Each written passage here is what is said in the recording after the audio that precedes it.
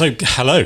Welcome to 12 Rules for What? A podcast about the far right, fascists, and Nazis as well. And anti-fascism. And anti-fascism as well. My name is Sam. And I'm Alex. And we're joined today by Dave Renton. Hello.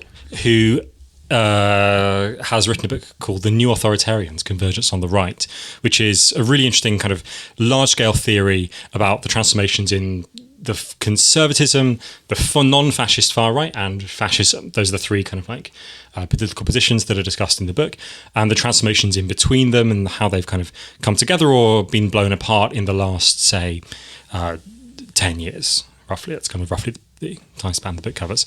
Talk us through the kind of the basic thesis of the book. The book is obviously subtitled Convergence on the Right, and the first line is a wonderfully succinct summary. The new right has changed. It has embraced the ideas of its outliers. Can you expand on that? What does that mean? What are the significance of this? Okay, well, a lot of where the book came from was 20 years ago, I was just an activist on the left, and I wrote a first attempt to try and explain what was going on in the far right then, and it was a book that was all about fascism.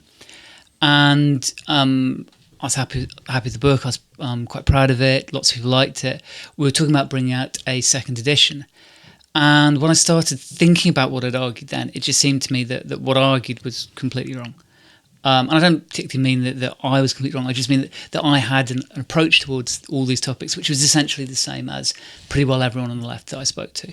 And it was to think and say, right, we're facing a problem. The problem is fascism. The problem is people just trying to repeat the past. So when I came to writing this new book, what I really wanted to try and explain was how things are different. If I maybe had just one small sentence, I'd say, what I'm trying to talk about is both change within the right and how people move from one point to another in the political spectrum. But the other thing I'm trying to talk about is how people group together. Okay, yeah. So this kind of the two sides of this are, on the one hand, you reject talking about like ideal types, so the ideal type of fascism or the ideal type of the far right, but also you want to say that there are. How would you describe this kind of process of grouping together? Are people clustering around issues? Are people coming together on the basis of their like kind of similar libidos or similar kind of affective regimes? Probably not. Are people coming together under certain signs? Are people coming to, how are people this clustering effects going? The truth is actually there are a lot of different clustering processes. If you want a really simple and straightforward example of it, you might look to, say, Austria, where you've now got a coalition government between the far right, well, between a conservative party, which has moved to the right, and a party which was set up by people who wanted to recreate the Austrian fascist parties in the 1930s. They're now in coalition together. So there's a convergence there that's really as simple as just a pact, a deal to govern. It's that simple. But convergence can take lots of different forms. I mean, if you want to give a really simple example of how this is felt a lot for anti-fascists, it might mean something like the following experience, which happens a lot. You're in the States, a local college Republican group want to get a speaker, they want to get someone who's got some profile or get a big audience. They are Republicans. They are, in British terms, conservatives. But the people they choose might well be some idiot right from practically the Nazi ages of the far right, just simply because that's going to be the way they're going to get a bigger audience and make themselves look important. So they're willing to work together. So what I'm talking about is all those different kinds of convergence processes and saying these are happening again and again and again. They're happening culturally, they're happening politically, they're happening in low politics, high politics. The works. I think the term convergence implies that there's something like a more or less kind of grand strategy here, that people are fairly deliberately attempting to kind of move towards each other on the right. So the fascist, or the non-fascist far right and conservatives, they are moving towards each other. But are you seeing it in terms of a strategy, or is something more?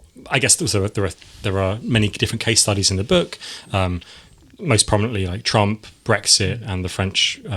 The Rassemblement National. Are you seeing this as a kind of strategic process of the No, right? I don't see it as strategic, and I don't see it as about intention. I see it as about a bunch of people having the same interests, about them reading certain sort of issues like 9/11, the war on terror, in broadly the same lines, and therefore seeing each other as allies, whereas in a way that 30 years ago the same people wouldn't have seen each other as allies. They'd have seen some limits, certainly in terms of the ordinary conservative right. They would not have gone, and I give examples of gatekeeping that were happening and which have broken down. But I mean, maybe one way to put it is like this. One of the big analogies I was thinking about when I was writing the book was something which historians of fascism talk about, which is the 1930s as an age of fascism. How on earth is it that all these people who start off with completely different political plans all end up in one fascist party or even one fascist international, when they're actually people who under ordinary normal politics would hate each other and fight the whole time, but they end up coming together? You don't need someone planning it, but you just have the right background contextual factors for all those people to say, yeah, it's in our interest to go with this. Well, certain material conditions that then bring up these kind of common interests that then people come around. Yeah, exactly. I mean, the big material conditions are post 9/11, the war on terror, the imperial dynamics of that, and the economic crash of 2008, and the ongoing consequences of that. I think I'd want to kind of add into that picture also that I was saying to Alex before the show began, that there's also a different way people approach information and the way people conceptualize the world. And a lot of the book includes discussions of conspiracy. But I wanted to kind of suggest that the conspiracy seems for me to be at the heart of what is kind of being what is changing about the far right. And the reason why I think that is because it seems like instead of maybe a convergence, it seems like there's a diffusion on the far right of a kind of conspiratorial way of thinking, a conspiratorial way of like relating to the world. So instead of being kind of anything to do with interests, it's much more to do, instead of being to do with necessarily political interests, it starts even from the basis of the ways in which people understand the world, the way in which people are able to give explanatory accounts of the world to each other that can kind of circulate. And this is how movements are formed in a context where there is mass depoliticization, but at the same time a massive step up in the amount of and the diversity of the channels of information people are able to get. So a particular example of the way this functions in fascism, I think, would be something like the QAnon conspiracy, which essentially, as I think I mentioned in the previous episode, is a conspiracy whereby people are able to understand Trump as acting against a deep state. And what this allows, although you say in the book that Trump is not a fascist, what this allows is for fascism to, in some ways, or like a far-right project, allows that to seem like it is still in the movement form, whilst at the same time being at the centre of state power. And so the illusion of contradiction that happens in some of the material conditions in the 30s, things like war, is here replaced by an illusion of material contradiction through paranoia, conspiratorial thinking. That's a hugely elaborated question, sorry. Yeah, no, look, as you're talking, I found myself thinking about what you're saying and agreeing with a lot of it. If I've got a different approach, it's not that I disagree with anything you said, it's just in the sense, what's at the heart of what interests me? And what interests me really isn't something like either, someone who's openly copying fascism, or even something on the far right that's very close to, the Proud Boys or something like that.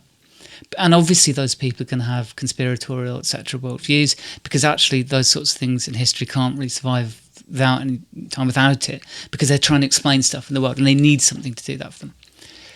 What I'm really interested in is how that conspiratorial thinking gets much closer towards mainstream politics. That's the thing which really interests me. And not just towards mainstream politics, just towards the mainstream of just social life in general. So that, you might be an activist and move in relatively left-wing circles, but there'll be people in your circles or in your friendship circles who are listening to this stuff and are taking on board odd, weird bits of conspiracy thinking. I know that Hillary Clinton had a dungeon somewhere or something ridiculous, but you will meet people who honestly have told themselves that. Now, that's the thing which interests me. It's not that the far right is paranoid. That's obvious. Yeah. It's that lots of people who aren't on the far right are paranoid, and that's spreading. Now, because a lot of the book's about high politics, I talk a lot about that. But I'm just as interested when it's taking place, even in things which are, in a sense, the unpolitical things, where it pops up there. That's much more important to me if you want to understand what's going on now. You have this kind of checklist approach to fascism, kind of list off a number of things like a cult of a leader, kind of leadership, like an independent militia, like an organized party, and I just wondered. I really appreciate that kind of way of defining fascism, because it kind of speaks to the actualities of of how the politics works in like the real world, instead of some kind of. I know you discussed briefly Roger Griffin's kind of definition as like paleogenetic ultranationalism, which is kind of. I mean, personally, I find it quite too loose and vague to be really analytically useful. I just wonder where you found like fascism that doesn't kind of fit into that kind of checklist party model, and whether it concerns you. So, for example, the Christchurch shooter described himself as an eco-fascist and is quite clearly sees himself as part of like a fascist activism. And a lot of these people on these websites like 8chan and on Discord servers see themselves as kind of like inciting each other into acts of violence, and we've seen that recently in Texas as well. How do these people fit into that kind of taxonomy? Like, are they like kind of the pre-activists towards going into a party, or do you think that kind of this kind of like super violence reactionariness is like taking a new direction? I know, there's a lot there for me to answer. Sure. If I could start with just like what is fascism for me. In general, actually, I try to move away from the checklist approach. I think earlier someone talked about it as the ideal type definition. In general, I dislike that, and I think there's a problem with that as a definition. There's a whole history of how that style of defining things comes about in the social sciences, going back to ideas of Max Weber, and basically it produces static categories. Sorry, I put that on you just then. No, that's cool. That's cool. But what I try and say is that the essence of fascism, this goes back to other things I've written over the years, is that what fascism is about really for me is it's about a way of doing counter-revolutionary politics, but doing them on a mass scale. It's not like conservatism, because conservatism isn't really interested in the counter-revolution. Conservatism is really interested in managing the present. Mm-hmm. Fascism isn't. Fascism's interested in breaking the present and smashing it. But it sees the way to deliver that future as being about mobilising very large numbers of people, mobilising, in a sense, the people against the interests of the people. Right. And that's the core of what fascism is about, or certainly what it's about historically. So when you start thinking about the people you're talking about there, who are the kind of small grouplets, the ultra-violent people and so on, there's a kind of glib answer I could give you, and that's an answer I've found satisfying at different times, but I think there's a different answer as well. The short answer is just, look, they're not fascists. They might have fascist ideology, they might be influenced by fascist people, but they're actually trying to do something that's different from fascism. Often what motivates them is that they've been around or connected to fascist projects and they've seen them collapse. Mm-hmm. So they get re-radicalised, further radicalised by that experience, and they give up on the ambition of mass work.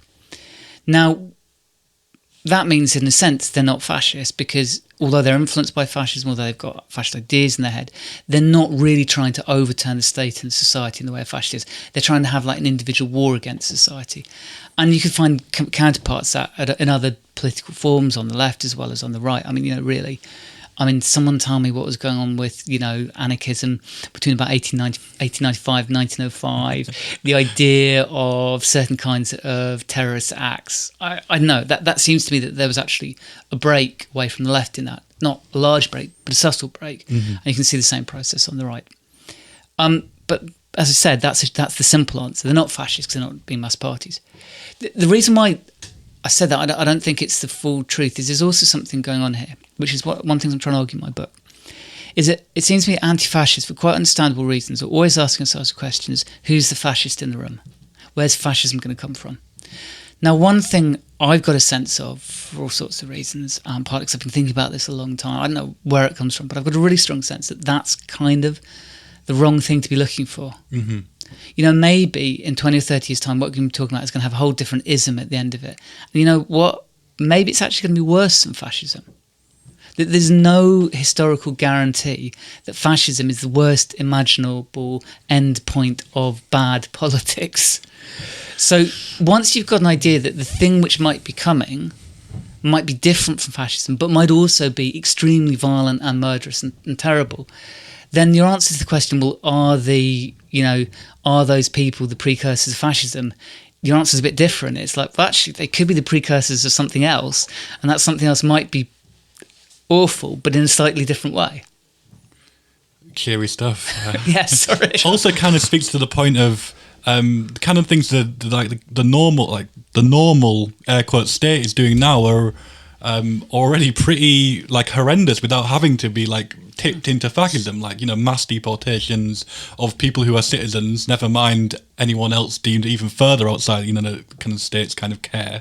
The charges for healthcare. I mean, you talk about some of these things in the book as well, and so it in a way, I mean, I don't know how you feel about this, but I feel like anti-fascism needs to kind of reorientate themselves and realize that what's going on now is something that needs to be struggled against and kind of challenged and fought against. And oftentimes this kind of narrow laser point focus about who is the fascist and when can we, you know, get them is missing a wider picture. Yeah, look.